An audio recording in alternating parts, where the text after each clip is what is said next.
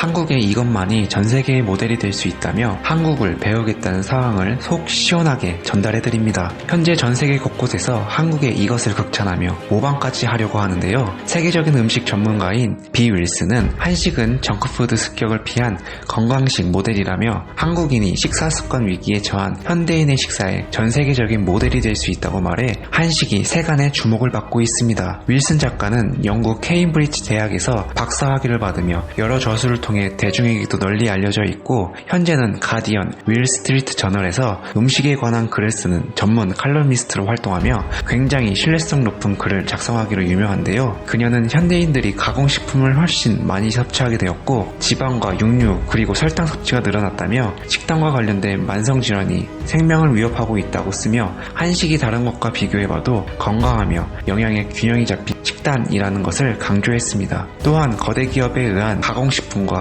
농산물 유통으로 세계인의 먹거리는 급속하게 동질화하고 있으며 이는 전 인류의 건강을 위협하는 요인이 되고 있다고 설명하였고 한식이 이를 대체할 수 있는 모델에 가깝다며 한국인들의 식단을 지켜세우고 있습니다. 또한 한국인처럼 먹기 같이 별도로 다시 언급하며 구체적인 한국인의 식습관을 짚었습니다. 윌슨은 정크푸드에서 채소 쪽으로 변화의 방향을 돌리는 것이 가능할까? 가능하다면 실제로 그런 사례가 있을까라며 이 문제를 고민할 때 거듭 등장하는 국가가 하나 있는데 바로 한국이라고 말하고 싶다며 세계적인 음식 전문 기자가 한국을 집중 조명하고 있었습니다. 세계 각국이 인스턴트와 불균형적인 식단 체제로 넘어가는 시점이며 패스트푸드, 육류, 설탕, 지방 섭취가 늘어나면서 식단이 건강을 위협하고 있지만 전 세계에서 거의 유일하게 한국만 건강한 식사 패턴으로 커브를 꺾는 데 성공했다고 한국을 극찬하고 있는데요. 한국은 브라질과 멕시코, 남아공 등이 겪은 건강하지 못한 식단으로의 변화를 겪지 않았다는 점을 높이 산 것인데요.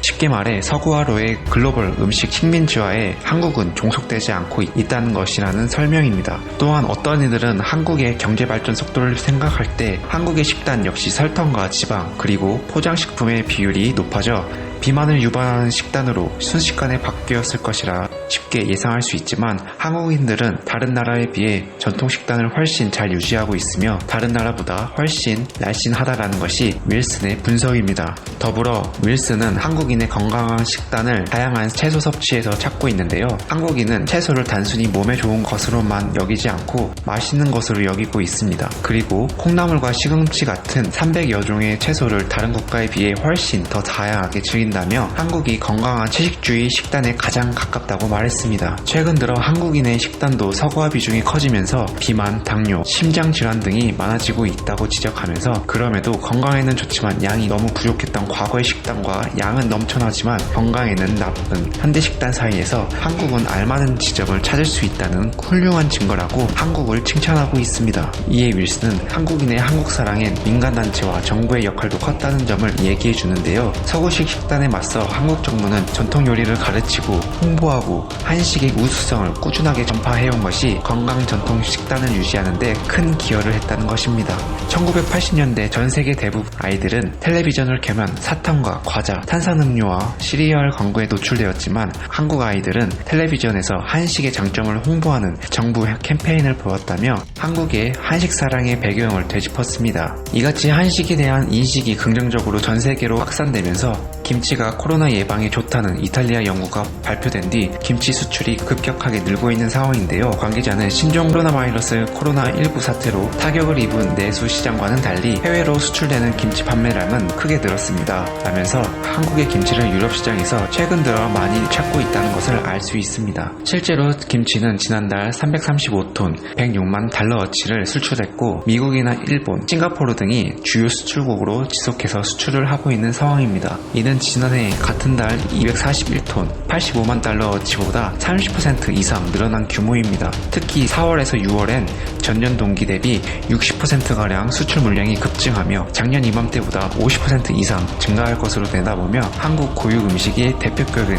김치가 급격히 수출되고 있는 긍정적인 상황입니다. 이 같은 김치의 수출이 늘어나게 된 이유를 설명하는 영국 매체도 있는데요. 영국 매체 더 선은 장 부스케 프랑스 명예교수가 이끈 연구진이 발효한 배추 배추나 양배추를 주식으로 먹는 것이 코로나19 예방에 도움이 된다는 연구 결과를 지난달 발표했다고 보도한 바 있습니다. 이는 한국인이 코로나19에 대한 치사율이 낮은 이유가 김치 같은 발효 음식 영향이라는 연구 결과라며 외국 사람이 한국의 식문화를 지켜 세우고 있는데요. 실제로 잘 발효된 김치는 유산균이 풍부한 건강품이라고 익히 알려진 점도 김치의 인기에 한몫하고 있다는 분석도 나오고 있습니다. 이같이 유럽에서 김치나 한식이 급격하게 호응을 받는 이유는 한국이 다른 나라에 비해 코로나19 사망자가 현저히 적다는 점인데요. 6일 0시 기준 한국 코로나19 확진자 수는 14,499명, 확진자는 302명으로 치사율이 2.1% 수준으로 유지하고 있지만 반면 유럽 국가의 치사율은 프랑스 15.6%, 이탈리아 14.1%이기 때문에 한국의 식문화가 연관성이 있지 않느냐는 해외 언론들의 분석이 나오고 있습니다. 농식품부는 앞으로도 코로나19로 김치에 대한 관심과 수요가 늘어날 것으로 보고 김치의 기능성에 초점을 두고 적극적으로 마케팅을 추진하기로 했다며 현재 세계김치연구소에서 추진 중인 연구를 통해 김치의 항코로나 바이러스 효능 등이 과학적으로 규명된다면 이를 활용해 김치의 영양학적 우수성에 대한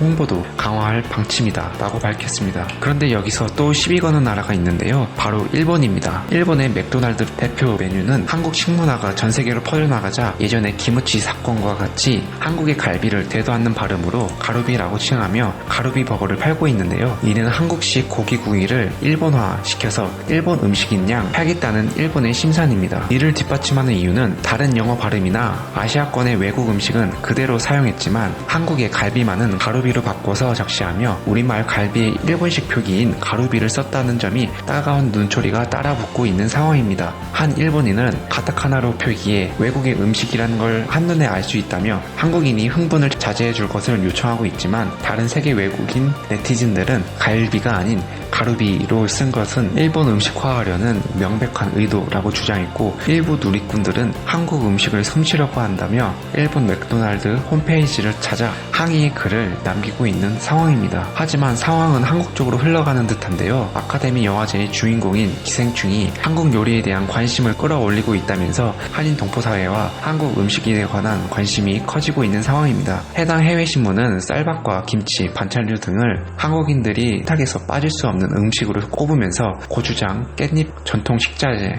불고기, 비빔밥 등 국제적으로 유명한 한식이 알려지고 있음을 언급했습니다. 이어 브라질 상파울 시내 지역에서 5만여 명 규모의 한인타운이 조성되어 해당 한인 상가들의 인기가 상당하다며 놀라움을 감추지 못했습니다. 또한 미국과 영국에서도 부대찌개에 대한 극찬을 하며 세계적인 조명을 받고 있는데요. 실제로 영국 방송 BBC가 한국 음식 부대찌개의 세계적인 인기를 조사하며 한국의 컴포트 푸드, 즉 기쁨과 안정을 주는 음식이라고 이름표를 달았습니다. 구체적으로는 슬프거나 아플 때 찾게 되는 음식을 말하기도 한다며 어떻게 한식이 세계화되었나라는 제목의 기사를 냈습니다. 한국전쟁 직후 한 여성이 개발한 생존찌개 부대찌개가 이제는 많은 사람들의 컴포트 푸드로 자리잡게 된 과정을 소개했습니다. 부대찌개는 실제로 미군이 가져다준 햄, 소세지로 만들어진 식문화인데요. BBC는 부대찌개가 한국전쟁 당시 경기도 의정부시에서 시작된 것으로 보인다며 한국의 전통적인 매운 양념과 조리된 햄, 소세지가 섞이면서 부대찌개 특유의 맛이 개발됐다고 소개했습니다. 어찌 보면 처음에는 전반을 넣어 만든 잡탕 요리였지만 이제는 여러 다양한 재료가 들어가면서 한국의 컴포트 푸드로 자리 잡고 있음을 설명했습니다. 더불어 그동안 한국에서만 볼 수 있었지만 최근 10년 동안 최신 유행의 국제적 레시피로 진화했다는 설명도 덧붙였습니다. 미국 유명 셰프는 잊힌 한국전쟁, 한미 관계를 떠올리게 한다며 부대찌개는 또 신종 코로나 바이러스 감염증 대유행 국면에서 미국과 영국에서 더욱 인기를 끌고 있다는 해외 반응을 알 수 있습니다. 실제로 해외에 거주하고 있는 외국인이라도 냉장고에 있는 몇 개의 재료와 김치, 스팸, 햄만 있으면 손쉽게 만들 수 있다는 것을 강조하며 간편하게 만들 수 있음을 밝혔는데요. 또한 사회학자인 그레이스 M. 조는 부대찌개는 잊혀졌거나 현재 진행형인 잔혹한 한국 전쟁을 떠올리는 음식이라면서 계난에서 건져 올린 창의성을 나타내는 동시에 한국과 미국의 밀접한 관계를 상징하기도 한다고 말하며 외국인들이 한식과의 연결점을 찾으며 세계 언론에 한식을 알려주는 고마운 상황이었습니다. 이처럼 세계가 한국의 식문화만이 전 세계의 모델이 될 수 있다며 서로 한국의 식문화를 배우겠다는 상황이 이어지고 있는 아주 긍정적인 뉴스였는데요. 다만 옆 나라인 일본이 또 한국의 음식 문화를 가로채려는 행동 때문에 공분을 사고 있다는 점이 우려가 되고 있지만 해외에 거주하고 있는 세계 지식인들이 오히려 한국에 대한 음식 문화를 치켜 세워주며 급속히 확산되고 있는 상황이라는 점이 인상 깊은 이슈가 아니었나 생각합니다. 오늘 제가 정리한 한 줄 이슈는 여기까지입니다. 끝까지 저와 함께 해주셔서 감사합니다. 더 나은 내일을 위해 오늘도 한 줄 이슈 시청해주셔서 감사합니다.